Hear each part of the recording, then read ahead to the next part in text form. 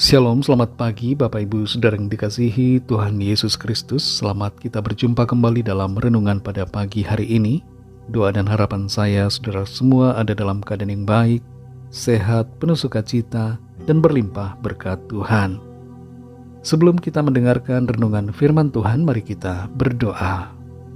Bapa Sorgawi, Bapa dalam nama Tuhan Yesus Kristus, kami mengucap syukur untuk berkat kemurahan-Mu. Kembali kami ada saat ini, di pagi yang baru ini, karena kasih karunia-Mu dan karena Tuhan punya rencana yang baik atas setiap kami. Saat ini kami mau mendengar sabda firman-Mu. Urapilah kami Tuhan supaya kami mengerti dan taat pada kehendak-Mu. Dalam nama Tuhan Yesus kami berdoa. Haleluya. Amin. Saudara yang dikasihi Tuhan, ayat firman Tuhan saat ini terdapat dalam Injil Markus pasal 1 ayat 23 sampai 25. Tertulis demikian. Pada waktu itu di dalam rumah ibadat itu ada seorang yang kerasukan roh jahat.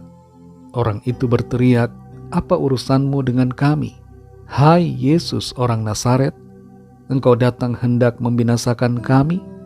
Aku tahu siapa Engkau, yang kudus dari Allah."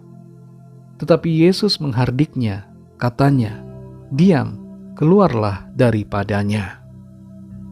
Saudara yang dikasihi Tuhan, dalam sebuah pelayanan bagi orang Ukraina, seorang wanita didoakan oleh beberapa orang pendoa untuk mengusir kuasa kegelapan yang menguasainya. Dalam proses doa itu terjadi manifestasi pemberontakan pada dirinya. Tapi oleh kuasa dan anugerah Tuhan Yesus, wanita ini pada akhirnya dilepaskan dan disembuhkan serta mengalami kemerdekaan dari kuasa iblis. Dalam Markus 1 ayat 23-25 ini tertulis, pada waktu itu di dalam rumah ibadat itu ada seorang yang kerasukan roh jahat. Orang itu berteriak, "Apa urusanmu dengan kami, hai Yesus orang Nazaret? Engkau datang hendak membinasakan kami? Aku tahu siapa Engkau, yang kudus dari Allah." Tetapi Yesus menghardiknya, katanya, "Diam, keluarlah daripadanya." Peristiwa dalam ayat ini terjadi di sebuah rumah ibadat. Orang-orang berkumpul untuk beribadah, namun tiba-tiba muncul gangguan. Seorang yang kerasukan roh jahat berteriak-teriak. Di tengah kebisingan dan kekacauan itu oleh karena kuasa setan, Tuhan Yesus tetap tenang. Dan dengan kuasa otoritas yang ada padanya, Ia menghardik roh jahat itu dan memerintahkannya untuk keluar dari orang itu. Dan orang itu pun mengalami kelepasan. Kita perhatikan bahwa di rumah ibadat bisa terjadi manifestasi kerasukan roh jahat. Tidak semua orang yang datang beribadah sudah benar-benar hidup dalam kebenaran. Ada orang yang datang ke tempat ibadah, tapi hidupnya masih bermain-main dengan dosa dan bermain-main dengan setan. Ada orang yang masih membuka celah bagi iblis dan terlibat dalam okultisme. Ada orang-orang yang masih memakai topeng dalam kehidupannya, menutupi kejahatannya dengan pergi ke tempat ibadah. Tidak semua orang yang datang ke tempat ibadah adalah orang yang hidup dalam pimpinan Roh Kudus. Masih ada yang hidupnya dipimpin oleh kuasa roh jahat. Tapi bersyukur kepada Tuhan karena kuasa Tuhan Yesus jauh lebih besar, jauh melebihi kuasa apapun juga. Sehingga orang yang kerasukan setan itu dilepaskan. Dan setiap orang yang hidup saat ini, yang kerasukan atau dikuasai roh jahat, juga dapat dilepaskan oleh Tuhan. Kuasa Tuhan Yesus tetap sama, dulu, sekarang, dan selamanya.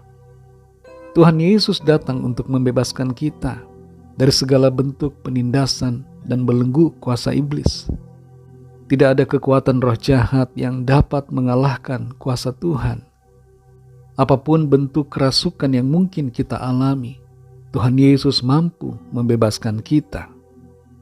Saudara yang dikasihi Tuhan, mungkin di antara kita tidak ada yang kerasukan setan. Tapi kalau ada di antara kita yang saat ini masih hidup dalam dosa, mengalami perasaan ketakutan, masih suka percaya pada ramalan, masih sering pergi ke dukun, berdoa di tempat keramat, membawa jimat dan semacamnya, masih hidup dalam dua sisi terang dan sisi kegelapan, itu menandakan bahwa kita membuka celah bagi iblis. Jangan biarkan iblis menguasai hidup saudara. Lepaskanlah diri kita dari kuasa roh jahat dengan mengakui dosa dan bertobat, menyerahkan hidup kita kepada Tuhan, dan menghidupi firman-Nya dalam keseharian kita. Mari kita berdoa.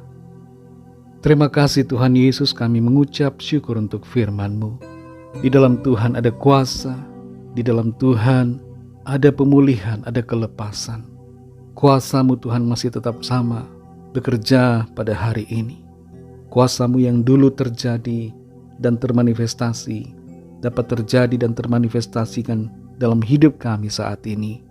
Karena itu kami berdoa, agar Tuhan menjamah setiap kami yang mengalami kerasukan roh jahat, yang mengalami gangguan kuasa setan, yang masih hidup dengan bermain-main terhadap dosa, bermain-main dengan kuasa kegelapan, berhubungan dengan kegiatan okultisme. Saat ini kami berdoa, Tuhan menjamah, melawat, dan melepaskan setiap kami dari kuasa iblis, dan memberikan setiap kami kemenangan dari Tuhan.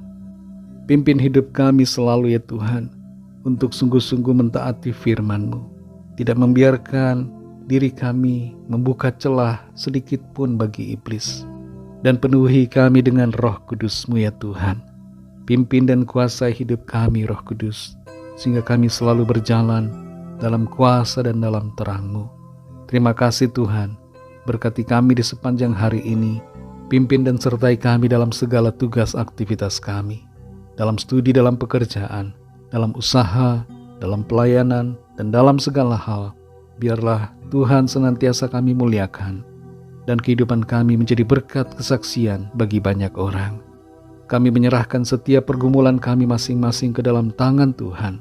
Biarlah Tuhan melawat, menyatakan kuasa, pemulihan, mujizat, kesembuhan dalam kehidupan setiap kami. Terima kasih Tuhan. Kami percayakan semua ke dalam tangan kasih-Mu.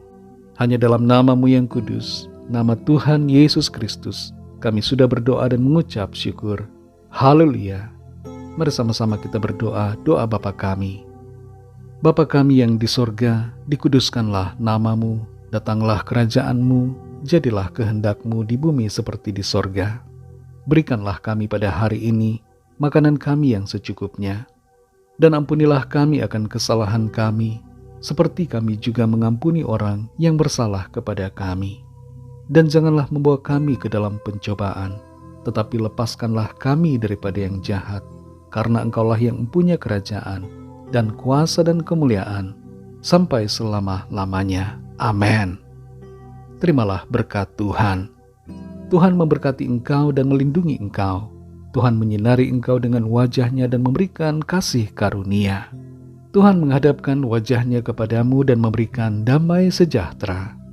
Berkat anugerah dari Bapa Sorgawi, kasih karunia dari Tuhan Yesus Kristus, dalam persekutuan dengan Roh Kudus, menyertai kita semua, sekarang ini dan sampai Maranatha, Tuhan Yesus datang kembali, dan bahkan sampai selama-lamanya. Dalam berkat nama Tuhan Yesus Kristus, haleluya, amin. Puji Tuhan, saudara yang dikasihi Tuhan, saya percaya firman Tuhan menjadi berkat dan kekuatan buat saudara semua, dan Roh Kudus akan menolong saudara untuk lebih lagi memahami kebenaran firman Tuhan. Tuhan Yesus memberkati saudara semua. Sampai jumpa dalam renungan yang berikutnya. Haleluya.